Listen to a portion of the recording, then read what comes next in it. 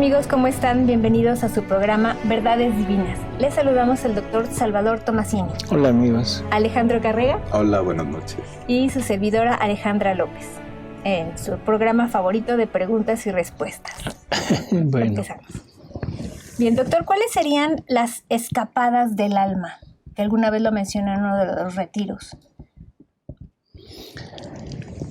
Bueno, o sea, lo podríamos ver como dos cosas diferentes.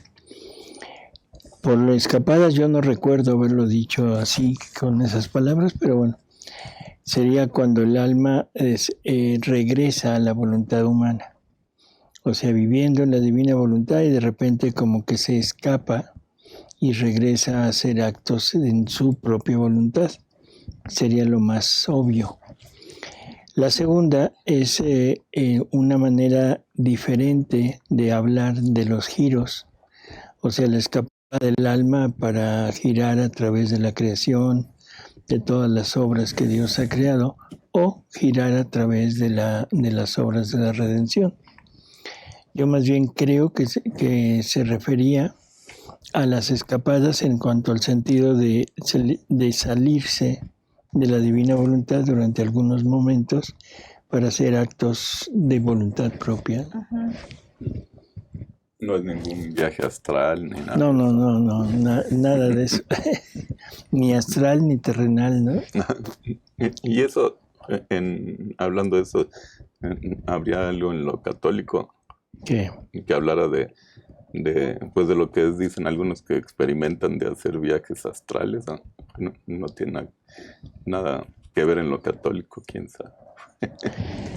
Bueno, así visto de como lo dices, no, porque eso sería como New Age. Uh-huh. Y la New Age es totalmente contraria, ¿no? Sí. O sea, si a lo que se podría referir desde el punto de vista católico sería a un éxtasis. O sea, el hecho de que Jesús saque un alma, o sea, el espíritu de una persona, como Luisa. O sea, Luisa generalmente cada vez que llegaba a Jesús, había veces que era un intercambio en 5 sentidos de Luisa, pero había veces en que la sacaba de su cuerpo y entonces le hablaba, le mostraba todo lo que quería. En ese sentido podríamos equipararlo a un viaje astral, pero con otras palabras, o sea, y con otro sentido definitivo, ¿no? El viaje astral es algo de New Age, sí, y es totalmente contrario a la religión. Sí. Y el éxtasis, que eso es, Jesús dice que solamente por 2 razones el alma puede salir, el espíritu puede salir del cuerpo.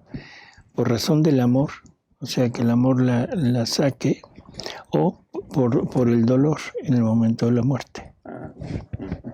Pero no tiene conexión con el astral, ¿no? Sí, no, yo decía ese tipo de experiencias que platican, uh-huh, sí, si había alguna base conexión real católica.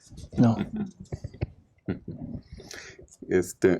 Dice la pregunta que en el volumen 277 dice: en la vista abstractiva, el alma mira a Dios; en la intuitiva, entra dentro de él. ¿Cuál es la diferencia? ¿Tienes el libro a la mano? Sí. Creo que vale la pena porque ahí Jesús lo aclara perfectamente, ¿no? O sea, una cosa es ver a Dios y otra cosa es entrar en Dios. Cuando se entra en Dios se participa de lo que Dios es y Dios le participa al alma, parte de sus gracias, de sus dones. En la otra, o sea, cuando nada más se le ve, ahí no hay esa participación, sino sería un diálogo o sería una forma de intercomunicación que a veces ni siquiera con palabras, ¿no?, sino con pensamientos. Sí. ¿Lo leo? Sí, pero nada más en la diferencia, por favor. Y Jesús dice: quiero hacerte entender la diferencia que hay entre una y otra. En la abstractiva, el alma mira a Dios; en la intuitiva, entra dentro de él. y consigue las gracias. Esto es, recibe en sí la participación del ser divino. O sea, creo que ahí está marcada una diferencia enorme. En la otra es verlo. Y aquí es incluso llegar a participar del mismo ser divino, o sea, de la vida divina. Creo que con eso quedaría perfectamente explicado cuál es la diferencia. Y juntándolo con la pregunta anterior entre los éxtasis y lo que hacía Luisa, por ejemplo, los éxtasis serían nada más ver a Dios, vista abstractiva. Es que ahí depende de lo que la divinidad quiera hacer con el alma. Jesús sacaba a Luisa, o sea, de su cuerpo, y platicaba con ella, le enseñaba, la llevaba a ver diferentes sucesos de la vida de él, de la vida de la humanidad. Le permitía viajar por todas las cosas creadas, en fin. Esto sería parte de una comunicación, pero externa. Y había veces que Jesús la ponían en su interior y ahí le participaba parte de lo que él hacía. Y es más, hay una lectura donde habla de que incluso el alma que vive en la divina voluntad llega a participar de las obras ad intra de Dios. Y eso, o sea, le dice Jesús que llega a participar de los actos internos de la divinidad. ¿Sí? O sea, no sé si... Sí, que sería la generación del Hijo, la procedencia del Espíritu Santo, esos serían los actos ad intra. Los actos ad intra. Esa relación de amor entre Padre, Hijo y Espíritu Santo. Okay. Así que creo que con eso queda totalmente aclarada esa pregunta. Muy bien. Adán nos hizo perder el regalo de la divina voluntad y la vida divina que Dios nos estaba dando a través de él, pero las siguientes generaciones no tienen la culpa de lo que pasó con Adán. ¿Cómo se puede esto manejar, estas ideas? ¿Cómo se puede manejar? Yo creo que aquí la cosa es muy sencilla de entender. O sea, no se nos hereda la culpa. Eso que quede muy claro. Los pecados no se heredan. No importa lo que digan ni quién lo diga, los pecados no se heredan. Y esto nos lo dice, o sea, dentro de la revelación pública, en el libro de Ezequiel, el capítulo 18, es perfectamente claro que la culpa no se hereda. Se heredan las consecuencias de la culpa. ¿Qué consecuencias tuvo la culpa de Adán? Perder dones que le habían sido dados como un regalo. No era algo que le perteneciera como naturaleza. Dios le había regalado dones tanto de la naturaleza angélica, como sería la impasibilidad, la inmortalidad, o sea, y la ciencia infusa, que son dones de la naturaleza angélica y que se llaman preternaturales. Y otros dones que Dios le había conferido, que eran dones, pero dones de la naturaleza divina, como es la vida divina y la voluntad divina. Perdón, cuando Adán peca, cuando Adán desobedece, todo ese conjunto de dones lo pierde. Y era algo que él ya no podía recuperar. Por lo tanto, toda su descendencia, o sea, nace y ya no puede heredar lo que Adán perdió. Mi padre no tenía millones de dólares, o si los tenía, los perdió en algún problema, en algún negocio, lo que fuera. Yo nazco ya y no heredo esa fortuna, pero no la heredo no por los malos manejos o sino simplemente porque mi padre ya no tiene eso. Así que en realidad no nos sintamos como agraviados por decir, es que yo no tengo la culpa. No, tu hijo tampoco tiene la culpa de que no tengas, X cantidad de dinero, y tu hijo no tiene la culpa, pero sin embargo no hereda eso. O sea, no es heredar, es no heredar. Pecado original es no herencia. Es que desde la idea de que nos dicen pecado ya implica una acción. Y que nos dicen, es que naces en pecado original, Ajá. como si el bebé hubiera cometido, como si heredara la culpa y heredara incluso la pena. Y no es así, lo que está heredando es la ausencia de lo que el padre no tenía. Creo que es muy claro, no veo por qué confundirse, ¿no? Dice, el libro de las 24 horas, usted dijo, es un libro de reparación. ¿Y el libro de cielo vendría siendo igual que la Biblia? El libro del cielo es algo, bueno, Jesús en algún momento dado, o sea, dice el nuevo evangelio de mi divina voluntad. Si nosotros vemos el conjunto de la Biblia, se ha dividido en Antiguo y Nuevo Testamento, o sea, como si hubiera dos cosas separadas. Este es el Antiguo Testamento, bueno, y este es el Nuevo Testamento, pero que lo unieron en un libro. No es así. Es un solo libro, pero es una secuencia. Es un progreso de la revelación divina que va desde el momento mismo de la caída de Adán allá en el Edén, o sea, cómo Dios empieza a acercar al hombre, todo ese camino de acercamiento, todo ese camino de enseñanza que Dios va efectuando a través de su comunicación con el pueblo que él forma. No es pueblo escogido, es pueblo formado, que es diferente. Porque ahora el pueblo israelita se cree escogido y no es escogido.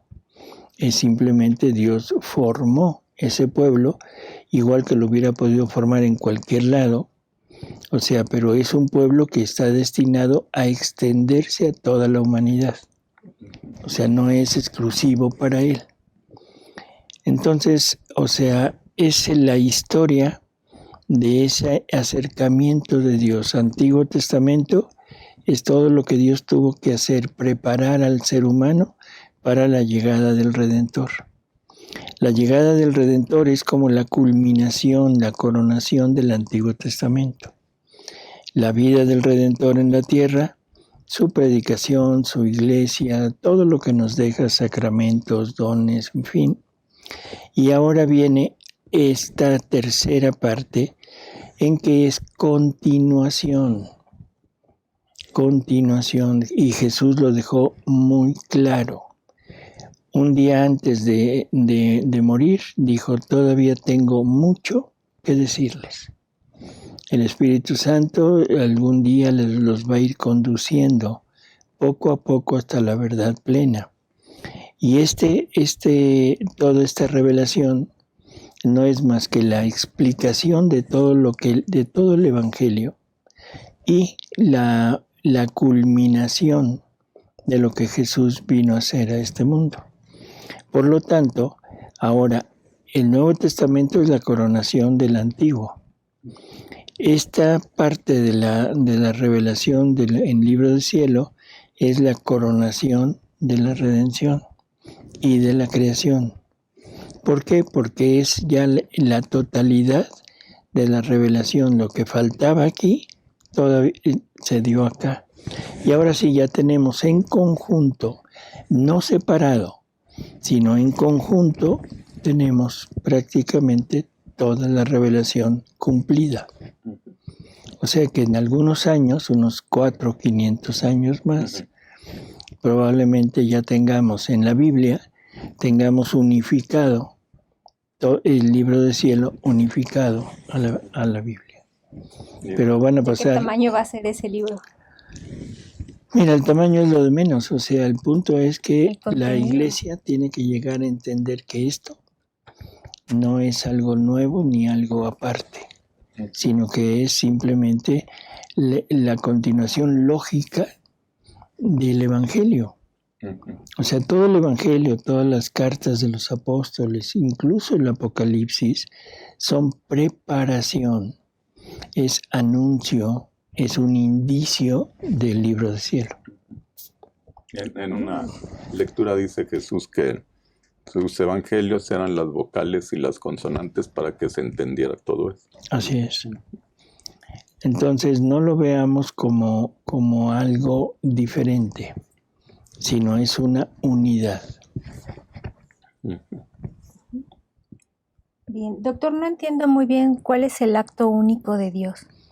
Yo tampoco. El acto único de Dios, o sea, Dios, vamos a ponerlo así. En primer lugar, Dios no vive en el tiempo, no tiene un tiempo, sino es un eterno presente. Dios es infinito, por lo tanto abarca todo, no hay un lugar de Dios. Por lo tanto, Dios no está sujeto ni a tiempo ni a espacio. Segundo, es un acto perfecto, y el acto perfecto, ¿cómo diríamos? Forma o le da solidez al ser. ¿Qué quiero decir? Cuando Moisés le pregunta a Yahvé su nombre, para cuando le encarga ir a sacar a su pueblo de Egipto, entonces le pregunta, dice, bueno, ¿y quién les digo que eres tú? ¿Quién les digo que me manda? ¿Cuál es tu nombre? Y el Yahvé dice, yo soy. Mi nombre es yo soy. ¿Qué quiere decir yo soy? Contiene todo, ¿no? Ya estoy. No hay nada que me falte. Ya logré ser. Perdón, ya estoy completo, ya tengo todo en mí. Y no me falta nada, no carezco de nada, lo tengo todo. Todo es perfecto en mí. Yo soy. Como que es el absoluto. Uh-huh. Ni hay nada fuera de mí. Ni hay nada fuera de mí. Yo soy.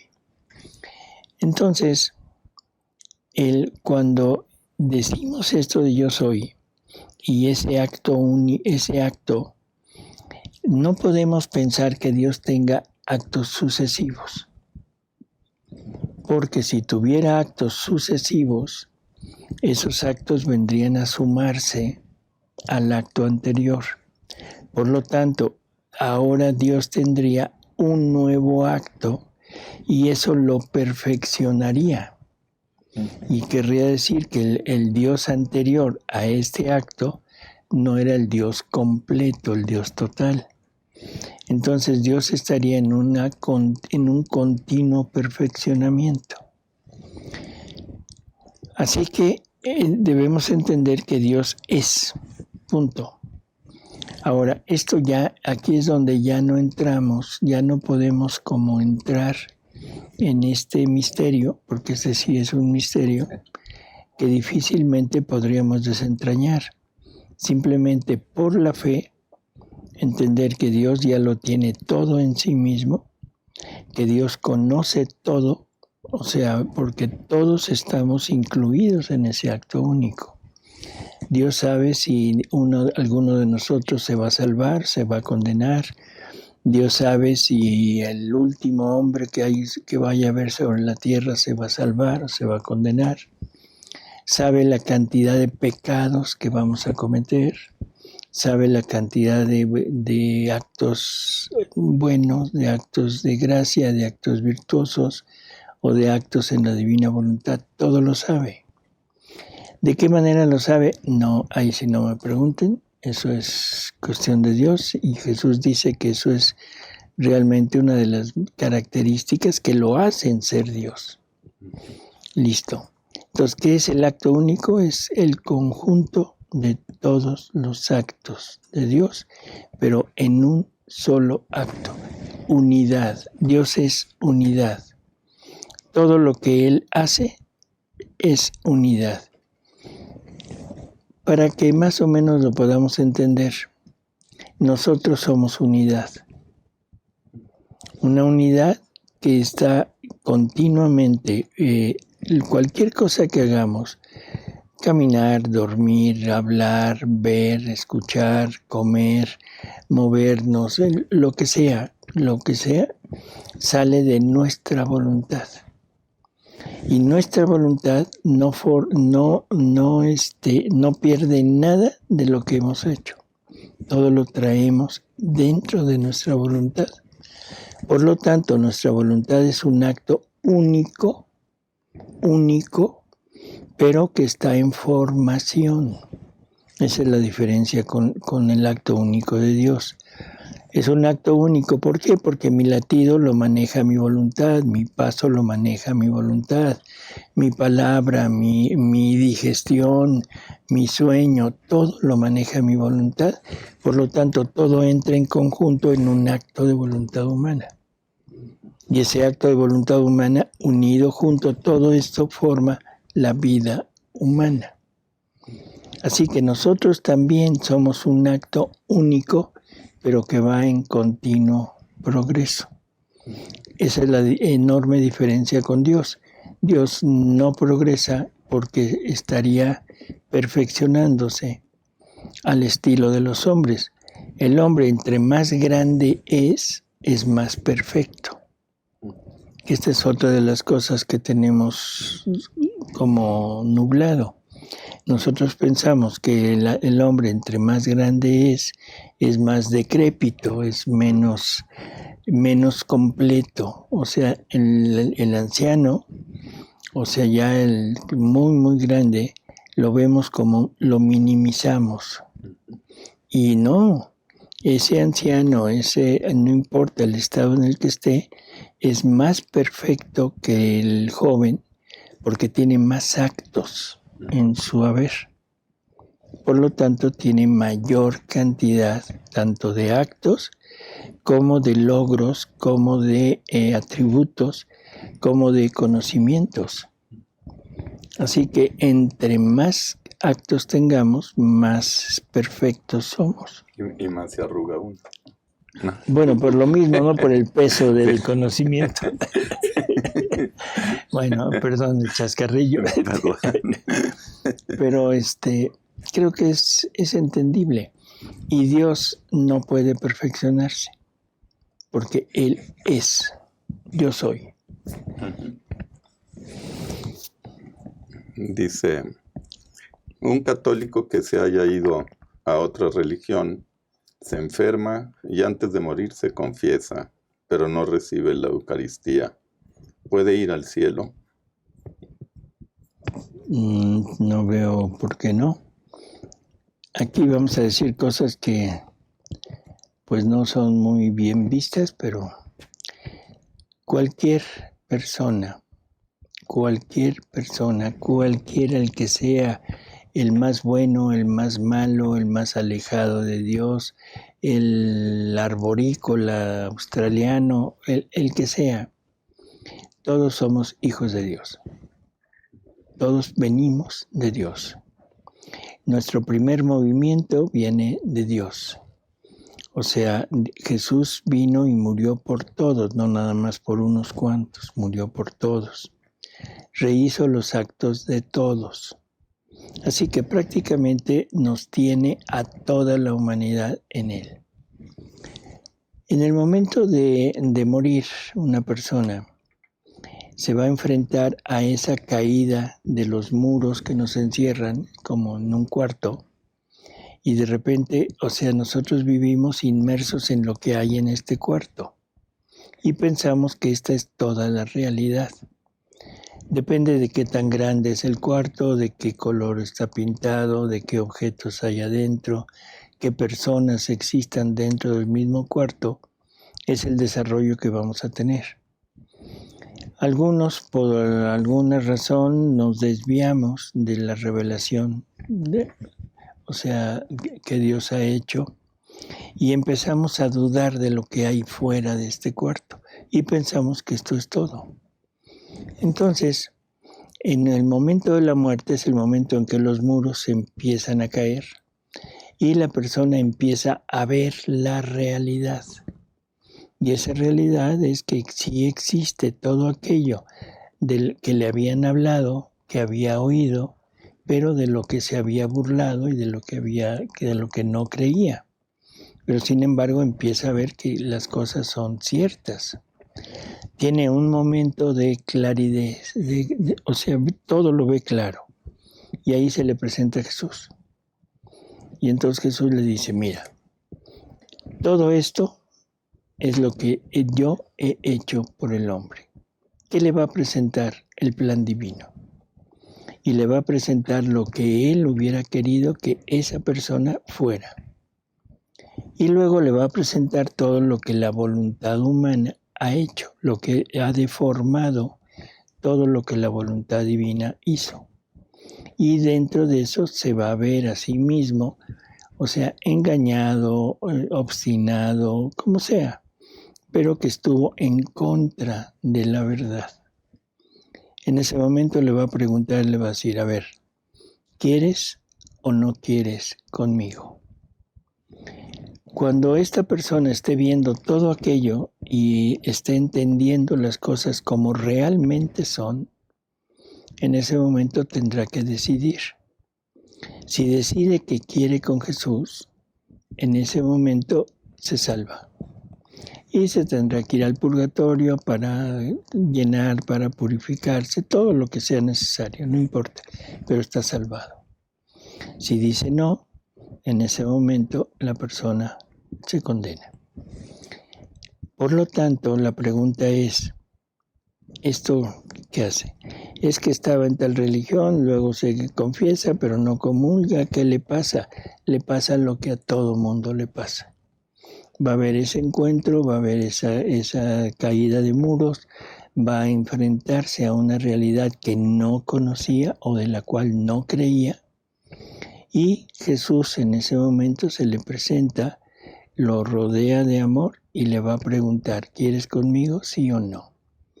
Todos tenemos una idea muy banal, perdón la expresión, muy banal de la pasión de Cristo. O sea, así como que sí, bueno, sí, vino, estuvo y lo mataron, pobrecito, y listo. Y no le damos el valor exacto de lo que eso significa. O sea, vino a redimirnos a todos, no a unos cuantos, no a los católicos, no a los bautizados. Vino a redimirnos a toda la familia humana, porque todos somos hijos de Él. El que quiera lo puede tomar, el que no quiera lo dejará. Nuestra vida,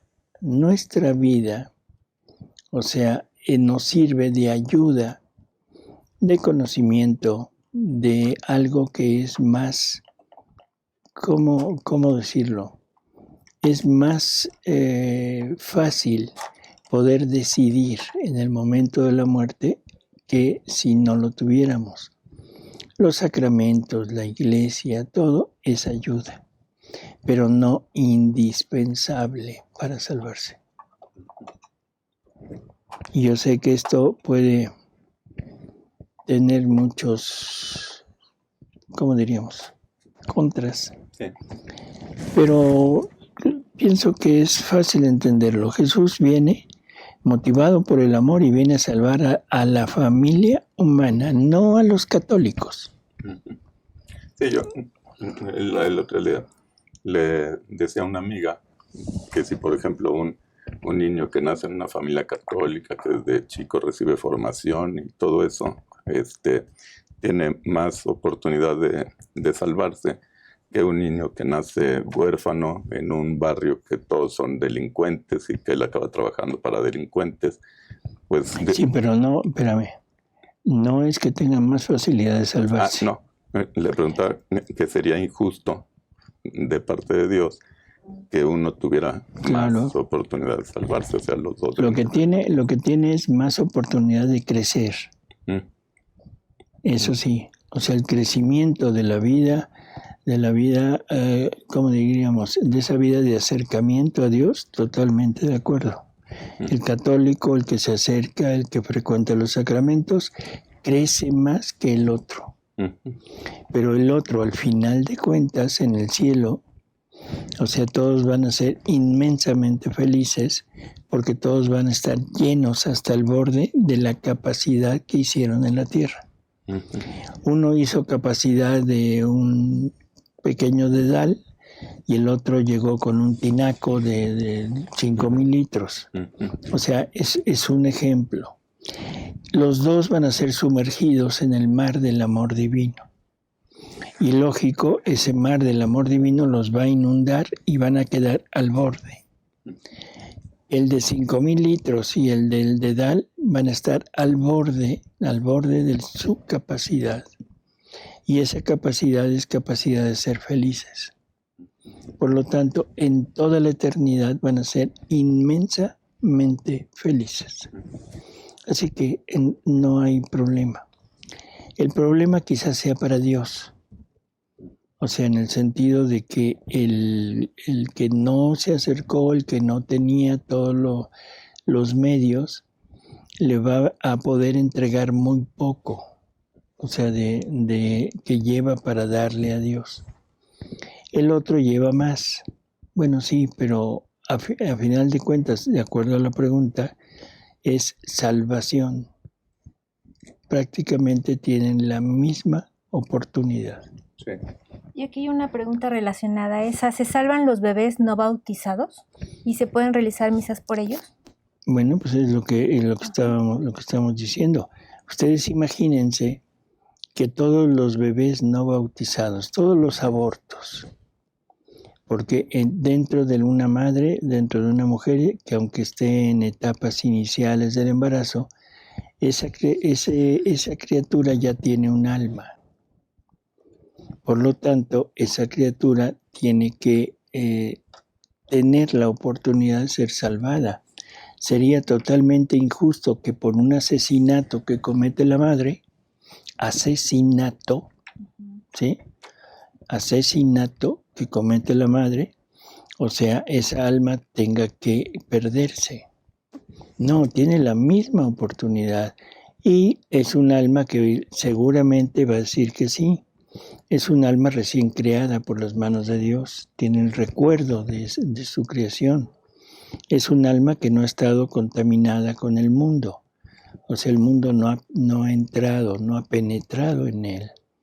Por lo tanto, también tiene toda esa ventaja. Así que lo más seguro, y aquí no es probable, lo seguro es que esa alma se salva.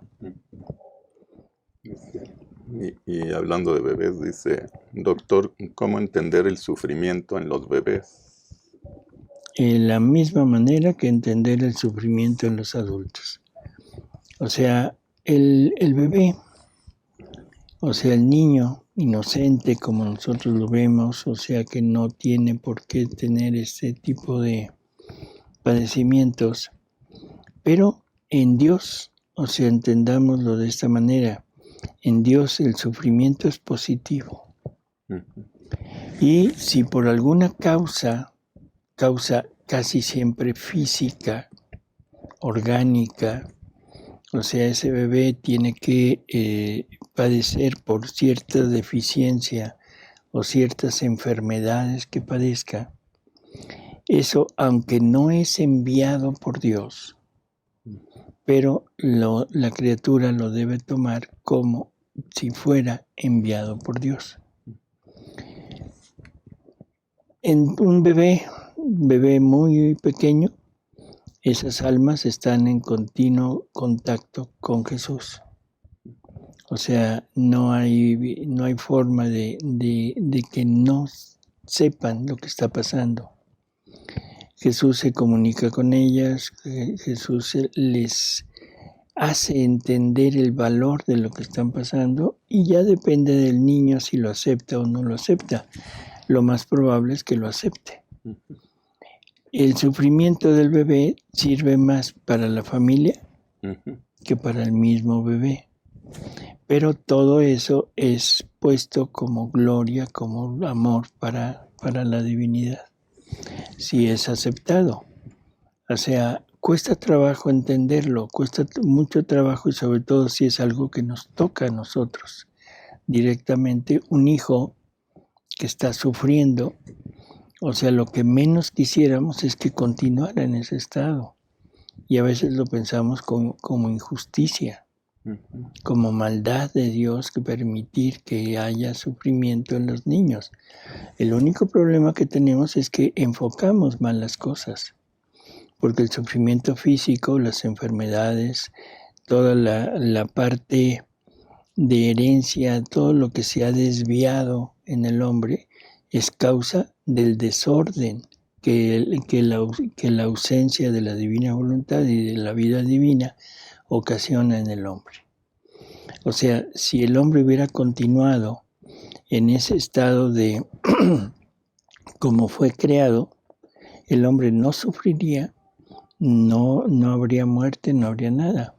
Pero como se pierden esos dones que era como preservativo para todo el deterioro y toda la enfermedad, entonces ahora el hombre está sujeto a eso. Por lo tanto, el verdadero culpable no es Dios, sino es, vamos a decirlo con una palabra, el pecado. El pecado, la desobediencia de Adán, que ocasiona que todos estos dones se pierdan, y en muchas ocasiones el pecado personal. Entiendo que cuando giramos y nos espaciamos en los actos de toda la vida de la humanidad de Jesús y los hacemos nuestros y nuestros actos fundidos en Él, los gozamos o los sufrimos junto con Él, aquí en nuestra vida cotidiana. ¿Ya estamos viviendo el cielo de la humanidad de Jesús en cierta forma?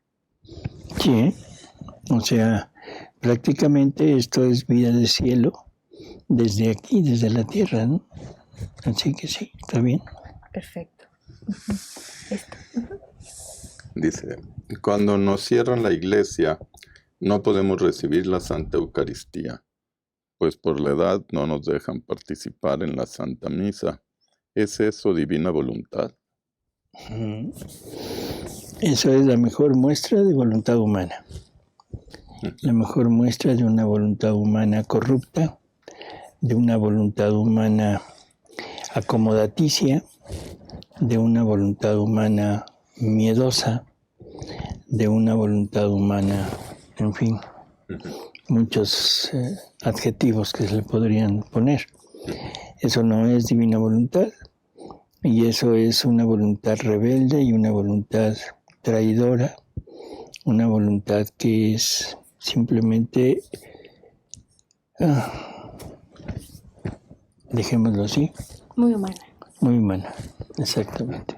Y aquí hay otra pregunta también relacionada. Dice, he estado en oración y aunque le digo al Señor que en todo se haga su voluntad y no la mía, no puedo evitar tener angustia al pensar que mi hija obtendrá la comunión en la mano, ya que Dios por diversas fuentes se ha manifestado en contra de ello. ¿Qué puedo hacer al respecto? Lo primero, reparar. O sea, ese es el punto principal. O sea, las ofensas que se le infligen a Jesús a través del sacramento son infinitas, pero no nos queda más que reparar por ello, o sea, tratar de, en la divina voluntad, entrar en esa divina voluntad, tomar todos los actos de las criaturas, tomar el acto de Jesús cuando se comulga a sí mismo, que se comulga para reparar por todos los sacrilegios, por todas las ofensas que iban a existir, y entregarle eso junto con la persona a la que está recibiendo la comunión en la mano. Sabemos que en la divina voluntad, que es unidad, si estamos dentro, viviendo en la divina voluntad lleva a Jesús en el sacramento al interior de la criatura. Nosotros vamos junto con Jesús en el sacramento, entrando en la criatura.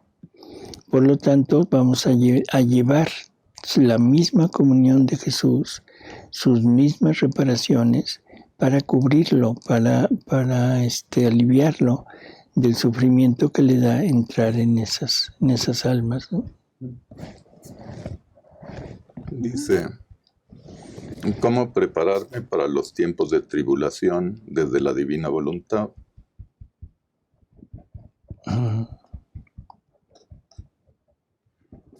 Yo sé que la mayor parte de las personas quieren oír que compremos comida, compremos agua, un refugio, en fin. Desde la divina voluntad, o sea, vamos a entender que Jesús nos dice varias veces que Él protegerá a las almas que vivan en su voluntad para que no sean tocadas por los flagelos.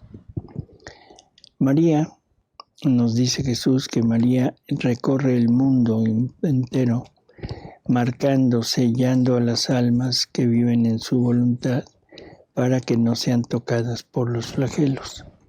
Entonces la mejor preparación que puede haber pues es vivir en la divina voluntad. O sea, yo creo que ese es como el refugio por excelencia. Preocuparnos por las cosas materiales.